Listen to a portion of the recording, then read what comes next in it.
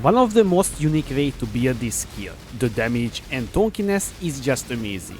It was a very long journey and there was a lot of brainstorming how to solve many problems that the build had. What's up guys, Pidget here. Improving the damage on Locus Man Power Siphon is very hard.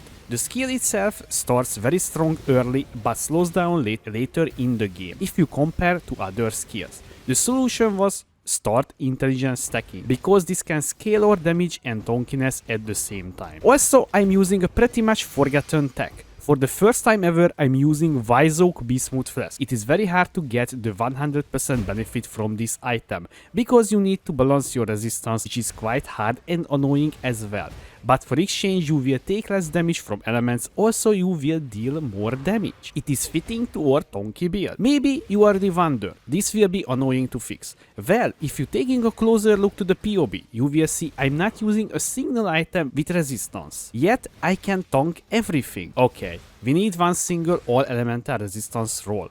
But that's it. The gearing will be much easier to cap our resistance using the elemental resistance flasks and sustaining with my signature item Tides of Time. All the flask has 100% uptime, only the sulfur flask is the exception. Talking about sulfur flask, why we using it?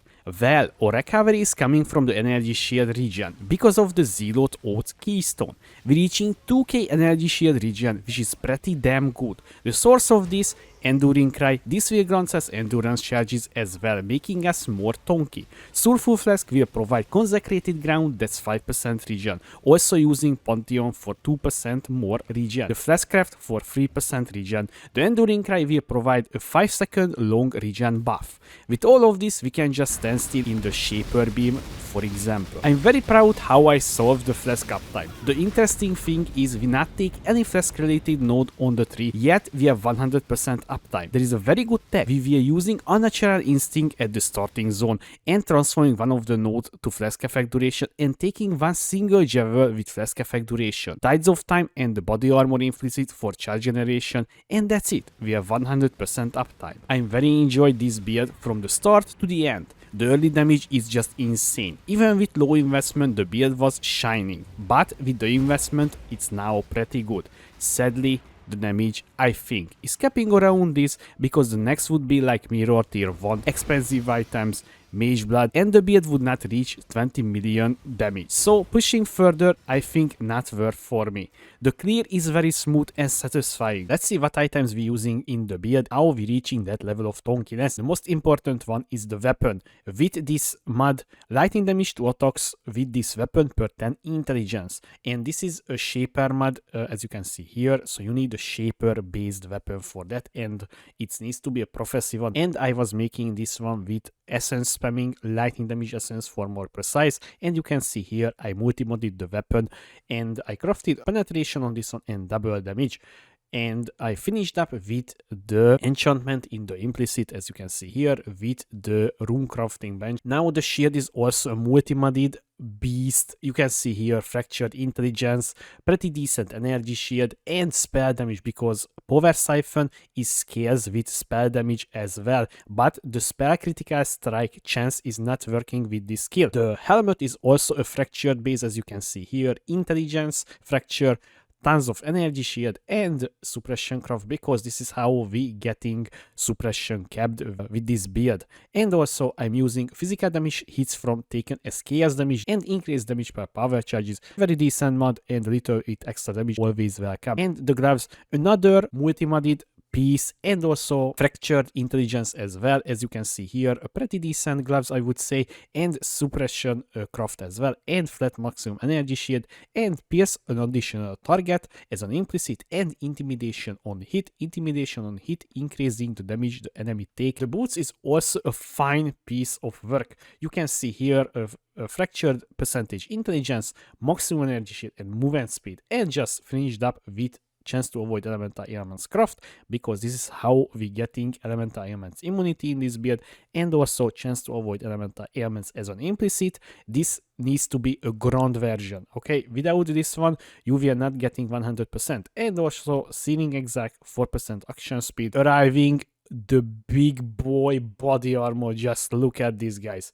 1.2k energy shield with fractured intelligence on it. it's always almost a mirror tier, I would say, because we just have tier 2 as a flat energy shield. It could be technically better, but guys, I think this is perfect for this build, and also finished up with percentage attributes craft. And why a unique enemy is in your presence, 50% physical damage from hits taken as carriers damage. This is a very welcomed Ognis Uber Shaper. Let's gain a charge every 3 seconds. This is the Searing Exarch mode. It doesn't need to be a ground or anything, it's just a lesser one, and that's it.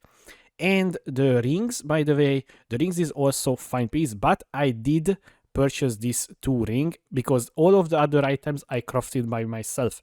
So the rings, I purchased that ones. So honestly, it was surprising how cheap was the rings, because I think that was like 15k, yes. So yeah, so as you can see here, intelligence, strength, lightning damage to attacks, elemental damage with attacks, and all attributes, and finished up with the quality catalyst. So in this way, we getting pretty decent amount of intelligence and strength as well, because the build is need strength for the enduring cry, for the, you know, the rings, and also the other ring is the same, int as well, strength, and finished up with maximum energy shield craft, and again attributes catalyst as well. And this is the only one item, by the way guys, the only one item that has elemental resistance roll, because if you was paying attention, none of my gear has elemental resistance on it. So in this way, the all elemental resistance is helping to get us our resistance, and you can see here we fully capped yet, and we can just use the Vizok Flask. And now the amulet, guys. So Marlene's Fallacy. So this is changing this amulet. It's almost impossible, because this is just gives you so much damage, and we using as an ornament overcharge steel. And our belt, as I talked about earlier, Tides of Time. This is how we getting fresh charge generation in the build, and you need 3 flash charge every 3 seconds. Okay, so the highest roll. And the Flask, so the Flask we're using the triple elemental resistance Flask setup, and the Vizok and the Sulfur Flask. So the mods we're looking for charge recovery, so we looking for tier 1 charge recovery, or in reduced charge used as well works. So just you need tier 1 and additional elemental resistance on this one, and increase critical strike during effect. This is how we getting 100% critical strike as well, guys. And also, as I mentioned earlier, we're using one single Flask craft, 3% life regeneration during Flask effect, and the Vizok. So this is grants us 6% damage taken reduction, and also penetrates 8% elemental resistance of the enemy. This is very good Flask, because this is why we taking less damage, because all of our resistance is, you know, balanced. So that means we will benefit from fully. So you will take less damage, and you also penetrating elemental damage. And also we're using the Sulfur Flask, as I mentioned earlier, and one chance to avoid being stunned during effect. And honestly, I'm using the increased charge recovery and reused effect, because that's not really a big deal.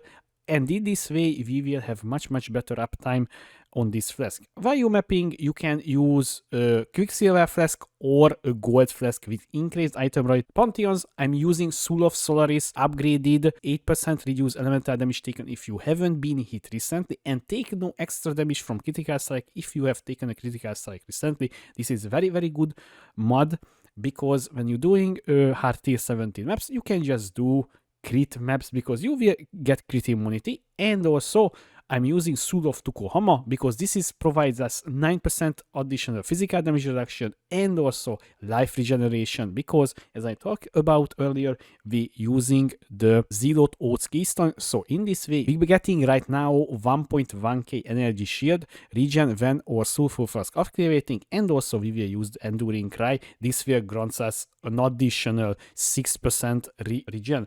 Now let's talk about the passive tree, guys. So the passive tree, I'm very proud how I put together this passive tree. You will see in a second. So let's start from the start. I think this is the easiest way to understand what's going on in this build.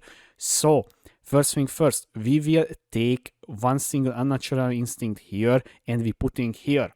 because we will take the Light of the Meaning Javel here. So all of these little notables is activated by the Unnatural Instinct. So you will getting increased lightning damage as well, and also you benefiting every single little note here, and that's very, very helpful because we need accuracy rating, move speed as well, and you're getting spell damage as well. And also, so I was talking about earlier, you can see here, so I changed this little node to Flask effect duration, and you need to allocate this one before you can transform with your tattoo, right? So, and you will getting this one from the Unnatural Instinct as well because it's in the radius. So this is how I choosing a little bit in the build. And also we're using 3 additional Flask effect tattoos, and this is how you getting 100% up. I'm using here one single lateral pride timeless javel, one single double damage mod here, and just that's it. Basically, you could get double damage mod here, but that would be much more expensive. Now let's move on to the next javel. So this is just with corrupted blood immunity and increased Flask effect duration. You need exactly 10% on this one, and in this way you will have 100% uptime again. And also we taking here the good old utmost intelligence and also 5% increased attributes because I need a little bit more dexterity. Okay, so this is why I allocated that instead of the intelligence. And also Watcher Eye with 15% chance to suppress spell damage when affected by grace. We're using grace, and this is very easy obtainable way to get our suppression kept. And now we arriving here. So I think you already noticed for some reason my tree is highlighted with orange color, and the reason for it because I'm using 2 split personality javel. So let's start with the farthest one, the split personality with intelligence and accuracy rating, and this is like a fortitude node away from the start. You can see here, and you will getting from this one accuracy rating because this build is locks accuracy rating, and you can see here this is gives us 460 accuracy rating. Another one, intelligence and maximum energy shield on this one, and this is 40 away. So the reason for it, I put here the accuracy rating and intelligence one because this is how I getting 100% accuracy rating with the build. And also I'm using an ancestral vision because this is how we getting avoid elemental ailments. And this is a voice javel, by the way, a 5 passive voice. So also important, the charge mastery, guys. The charge mastery is very important. Increase charge duration because this is how we can have 100% uptime on the endurance charges as well. And we don't need to press very often the enduring cry during a boss fight. So we're using the zealots. So this is how we can get that much energy shield regen in the build. And I think that's a very unique way. So the ascendancy is not changed, guys. So we taking the Cloak of Flame, Void Battery, and the Free Wolf. That's it. The gems we using Power Siphon, Locus Mine, Charge Mines, Elemental Damage with attacks, Damage on full life, and Volatility.